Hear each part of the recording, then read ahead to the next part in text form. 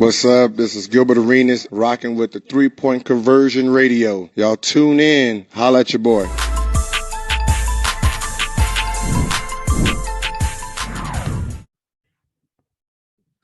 Joe Barton, The Athletic.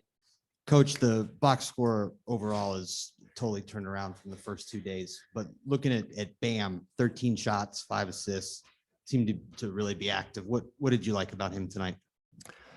I thought that both he and Draymond facilitated a lot of action.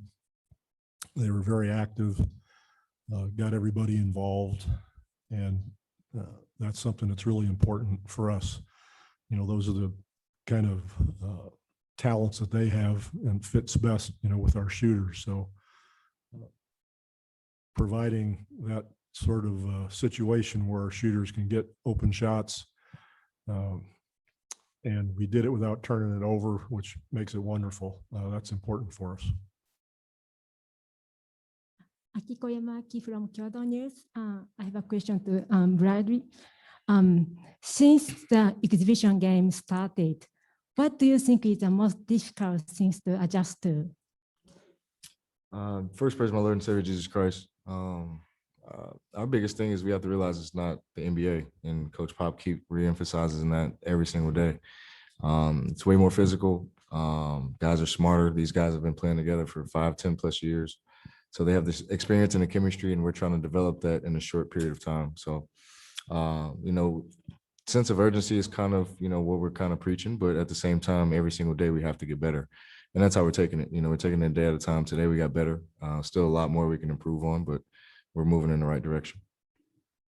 Rob Schaefer, NBC Sports Chicago. I had one for each of you guys, if that was okay. Sure. Pop, Tatum, the late scratch. Zach gets elevated to the starting lineup. What went into that decision? What did you just say? With Tatum being a late scratch and Zach elevating to the starting lineup, what went into that decision, and how would you assess how he fared in that kind of role? Well, somebody's got to take Tatum's place. That leaves 8 players, so you choose one. You know, and it's simple as that.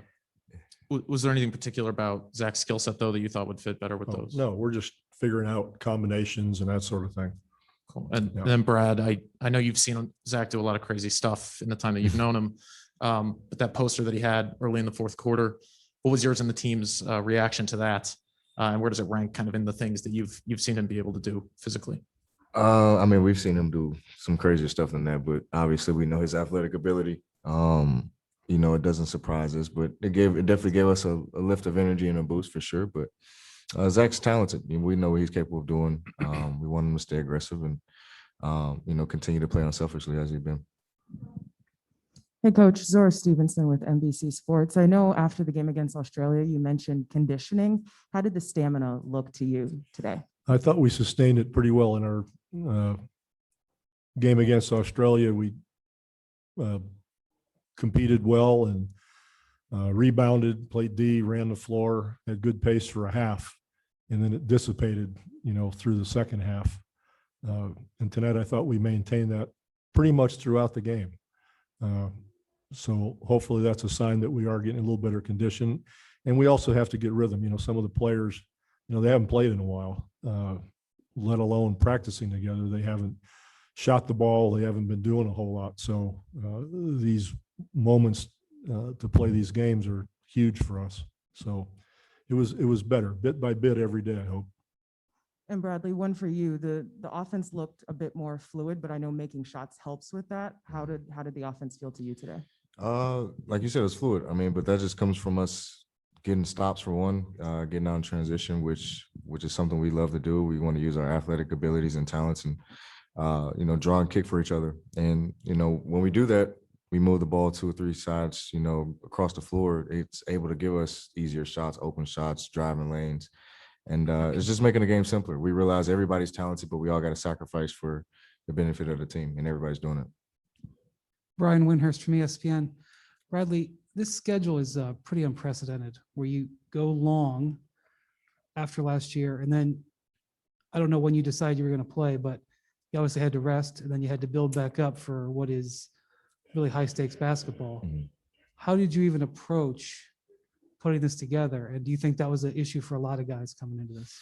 I think it's tough. It was an easy decision for me. I've always wanted to be a part of the Olympic team and be on the stage and have an opportunity to represent my country. But I can't speak for everybody else and their thought process. It definitely, you have to think about, the long season we had, and then, when we're done, we have about a month and a half, until we start back up again in October. So there's some things you vary into that, but ultimately, this is fun. Like, this is something you want to be a part of, and you realize not every player has this opportunity or blessing to play on this team. So for me, it was a no-brainer.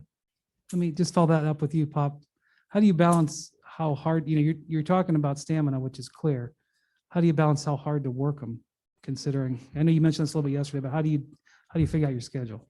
Yeah, that's something that we coaches think about all the time. The last thing we want to do is overwork people to the point where we get injuries. But the first priority is we have to get back in shape. And I was thrilled that this was a back-to-back, for that reason, so that we come out and do it again. And it was a quick back-to-back, having a 3:00 game. So we're going to continue to work hard like we need to, but it'll be efficient. It'll be very organized in the sense that in this short time, we can't invent the wheel. We have to keep things simple. I always go back to Stockton and Malone. Jerry ran the same play for 20 years. They just ran it really well. And that's what we want to do. We want to play defense a certain way, offense very simply, but still taking advantage of everybody's abilities. But without the conditioning, we can't get this done. So we just have to go for it and not worry about consequences. So we'll manage that. And if I don't manage it well, and the assistants don't manage it well, I got a few guys on the team that'll let me know.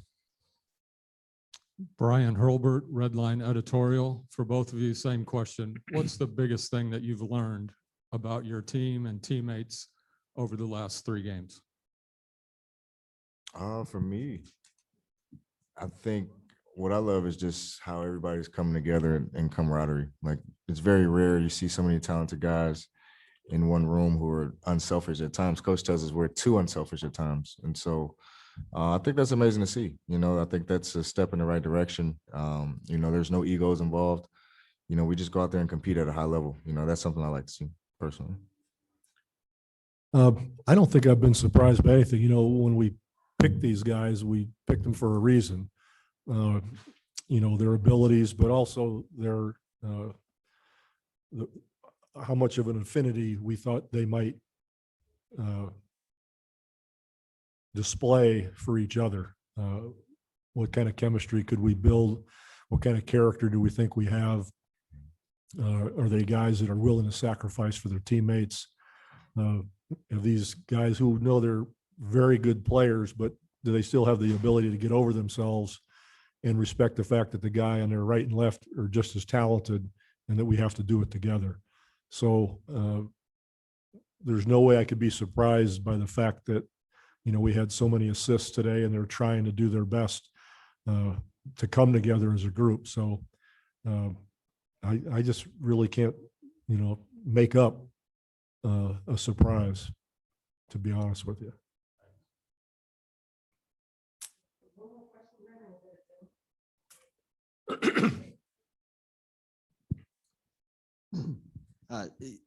Coach, Brian was talking earlier about the unprecedented nature of the schedule and everything going on.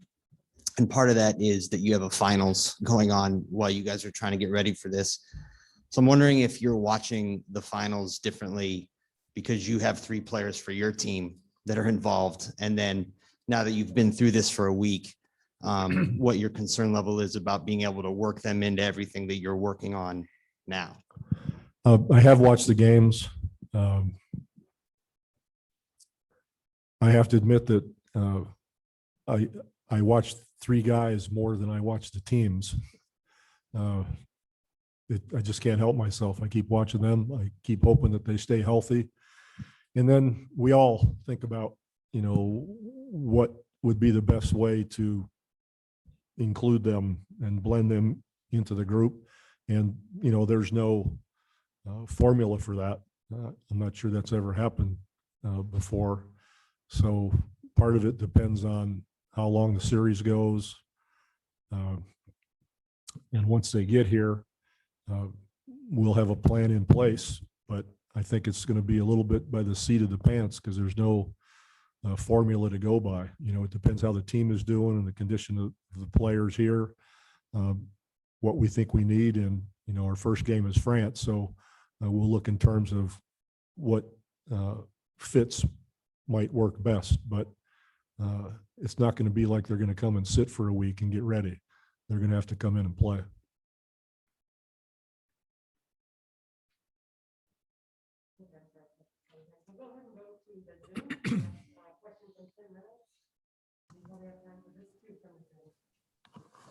Thank you. Pop, whether it was with the World Cup group or with this group, you've mentioned, you know, the experience factor that so many international teams have, and probably nobody epitomizes that more than Scola. I guess what sort of appreciation do you have seeing a 41-year-old guy still able to do what he's able to do out there for them?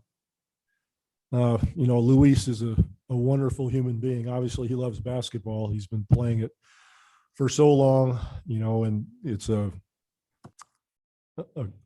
group of guys, you know, for the last 10 or 15 years, 20 years, whatever it is, they're very close. They love the game. They've been a great example of international basketball, and Luis is the epitome of that. And I can only continue to be amazed at his love of the game, his love of his teammates, and how much he wants to lead and be there. So he and their program are special. Thank you. Chase Hughes, NBC Sports. Question for Brad. What do you think was the key to the success you guys had defending the 3-point line tonight? And has there been any adjustment in that regard in terms of the international rules and what you can get away with in terms of contact and that sort of thing? Obviously, we can be a little bit more physical, but I mean, they're still cognizant of what's a foul, what's not a foul. But we were just more aggressive in our pickup points on the 3-point line. We made sure both of our feet were above, and then all of our switches, they were up and aggressive, you know, versus our last couple games where we were very lazy, pointing out instead of coming together in contact and switching the right way. So we were a lot better today. Granted, we still had some slip ups and still had some miscommunications, but every day is a day to get better. So we look at film tomorrow and hopefully get better again. You're welcome.